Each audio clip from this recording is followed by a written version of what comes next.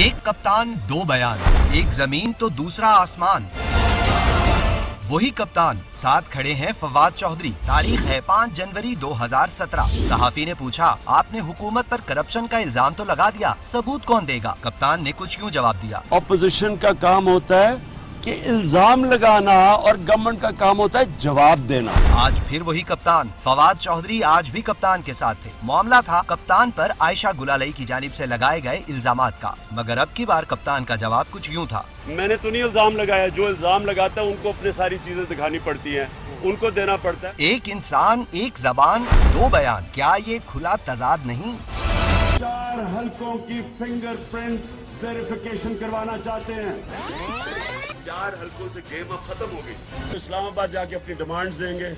लेकिन कप्तान इससे कबल भी मुतअद्दिद बार अपने मुतालबात पेश कर चुके हैं और उन मुतालबात में कभी इजाफा और कभी कमी भी कर चुके हैं। इन जलसों के अलावा इमरान खान ने मुतअद्दिद बयानात और इंटरव्यूज भी दिए, जिनमें उन्होंने अपने मुतालबात को दोहराया और उनमें कई तब्दीलियां भी की। कुछ रोज बाद इमरान खान ने इस्लामाबाद में प्रेस कॉन्फ्रेंस करते हुए कहा कि हुकूमत उनके मुतालबात पर कान नहीं धर रही, इसलिए अब 4 हलकों के बजाय पूरे इलेक्शन का ऑडिट या एक एक वोट की गिनती की जाए, बिल्कुल ऐसे ही जैसे अफगानिस्तान में हालिया सदारती इंतखाबात के बाद की गई।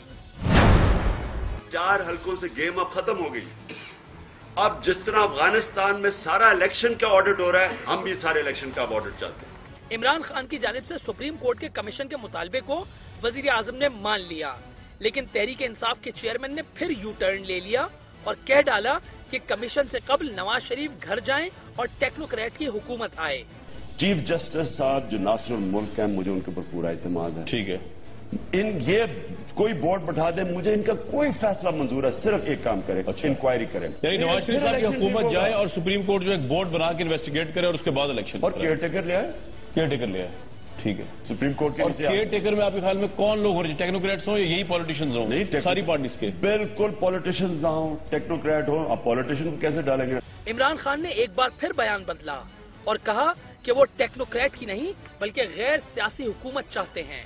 टेक्नोक्रेटिक नहीं, गैर सियासी हुकूमत बने।